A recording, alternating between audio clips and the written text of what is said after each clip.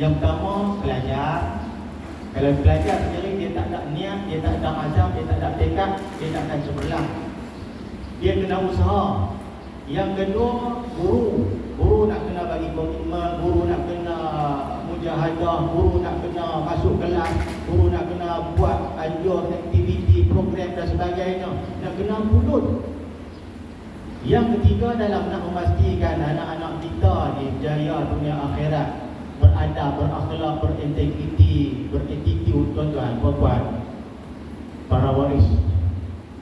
Komitmen para waris. Jadi selepas ni, tuan-puan, kalau ada anjuran, program, aktiviti yang dianjurkan oleh pihak sekolah, pakat-pakat semua main. Dan barangkali semua yang ada ni tak hadir. Ni berapa persen je ni?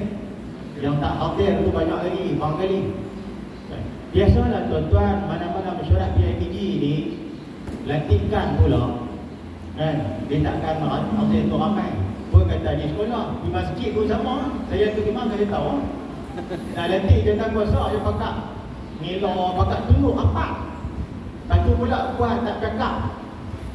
Buat tak cakap. Sebab saya buat kata pengalaman-pengalaman yang lalu, siapa yang banyak cakap, dia kena lantik. Dia kena lantik. Sebab itu tuan-tuan, komitmen saya ketagih, saya komitmen kerjasama daripada tuan-tuan semua. Hubungan yang erat dengan pihak sekolah. Tuan-tuan, puan-puan yang dikasihi sekalian, satu sebagai akhir, satu pesanan daripada saya. Kita jangan tanya apa yang sekolah boleh bagi dekat anak-anak kita. Dan kita jangan tanya apa yang sekolah boleh bagi kepada anak-anak kita. Tapi kita kena tanya satu, di sudut hati kita, apa yang kita boleh bagi sebagai satu pasukan, satu tim, satu grup, pasukan waris untuk kecemerlangan anak-anak kita. Apa yang kita boleh sumbang? Duit ringgit ke, tenaga ke, idea ke, kepakaran, kemahiran dan sebagainya. Yang tu patut kita tanya diri kita sendiri. Tuan-tuan sekalian, terima kasih sekali lagi kepada kehadiran tuan-tuan semua, dan kehadiran tuan-tuan semua ni membuktikan komitmen tuan-tuan dalam nak memastikan anak-anak kita ni hebat, anak-anak kita ni berjaya. Anak ABC, kalau di peringkat kementerian ni tuan-tuan, dia punya dasar dia tu ABC. ABC ni apa? Orang ngajar ni, orang sekolah dia tahu anak baik, cerdik. Cerdik tu bonus.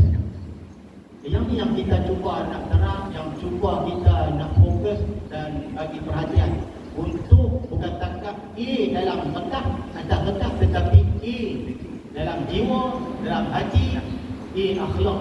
Yang ni yang kita nak fokus, tuan. Maksudnya apa? Adab.